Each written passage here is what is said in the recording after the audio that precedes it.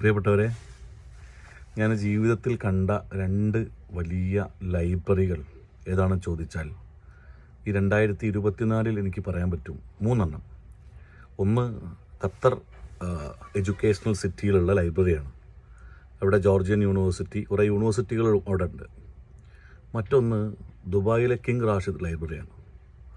മൂന്നാമത്തേത് Saudi ദമാമിലെ ഇത്താറ cultural hub എന്ന് വേണമെങ്കിൽ പറയാം. ഇത്താറ എന്ന് പറഞ്ഞാൽ തന്നെ എല്ലാവരും അറിയും.